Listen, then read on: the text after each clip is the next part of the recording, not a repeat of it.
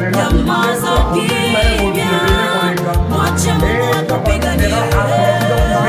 Vita si yangu, vita yule ya Mungu. Vita si yangu, vita yule ya Mungu.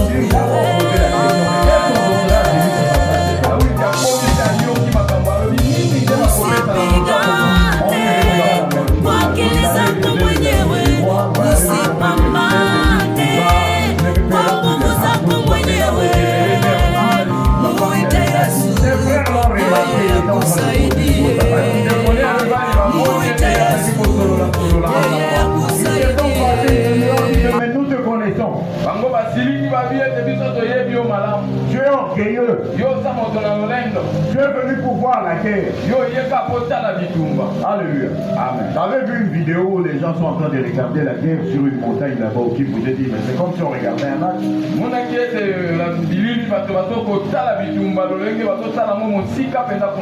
Mais ses frères oubliaient qu'il était venu là-bas pour leur apporter la nourriture.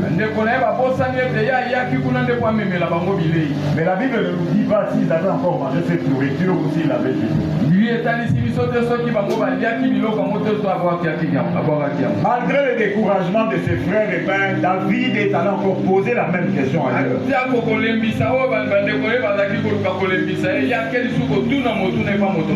Et il a reçu les bonnes informations.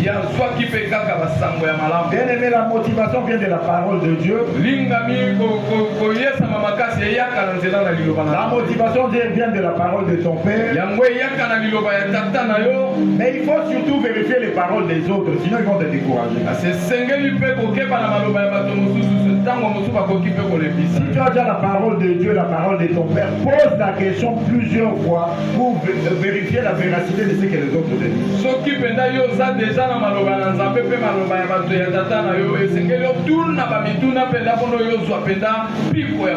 Bien aimé, au moment où tout le monde se cache, on a vu que David était intéressé au combat.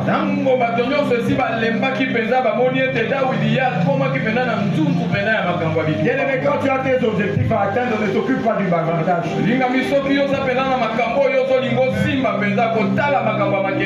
Concentre-toi sur le combat qui est en face de toi.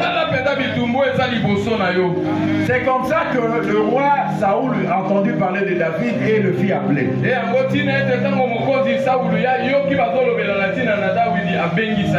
Dieu au voisin qui commence à s'opposer ne m'empêche pas de rencontrer le roi.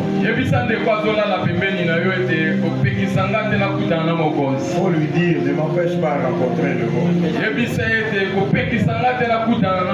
Parce qu'il y a des gens qui sont champions en matière de découragement. Bien aimé, le roi Saoul fit appel à David. Alléluia. Amen. Il a vu que David était intéressé pour le combat. Mais lui aussi, il a essayé de décourager David. Et il lui a dit, mais toi, cet homme-là, c'est un homme de guerre depuis son enfance.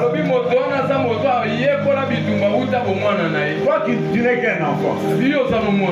Bien aimé, dans la Bible, il n'y a pas d'enfant.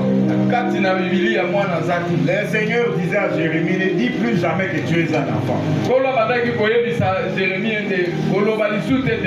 Parce que je t'enverrai et puis dis à ces ceux auprès de qui je t'envoie ce que je t'ai dit. Alléluia. Amen. Il lui a dit tu es un enfant. Alléluia. Amen. Dans certaines situations, ce n'est pas un problème d'être un guerrier depuis l'enfance. De tout dépend de qui t'a envoyé.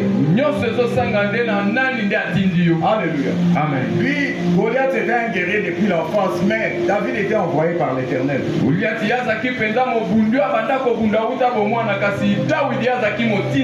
Bien aimé, quel que soit le combat qui se présente devant toi, si c'est Dieu qui t'envoie, tu auras la victoire.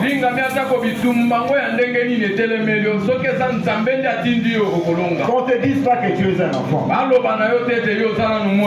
Alléluia. Amen. David a expliqué au roi que quand j'étais en brousse, de temps en temps, il y avait un lion et un ours qui venaient pour dévorer une brebis.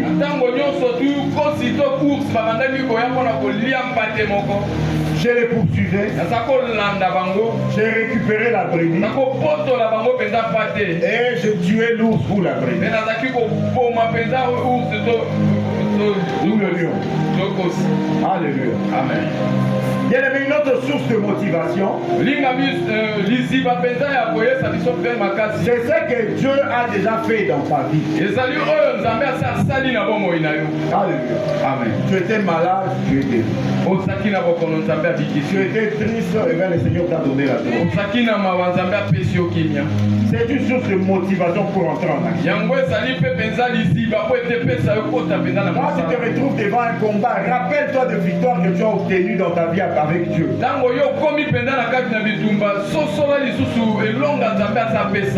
Après avoir vu qu'il ne pouvait pas décourager David, Saül lui donna ses propres armes.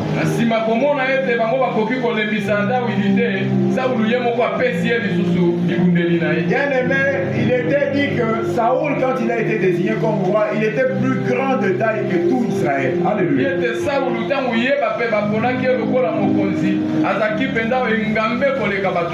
D'où il était difficile pour David de porter son armure, d'utiliser les mêmes armes que Saül.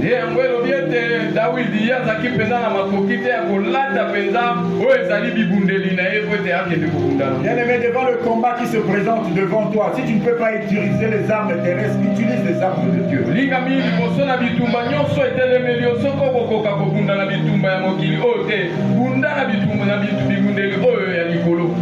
Rappelle-toi de la parole de Dieu.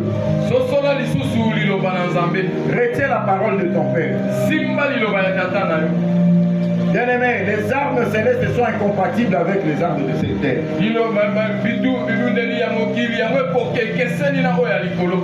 David s'avança avec un bâton de berger,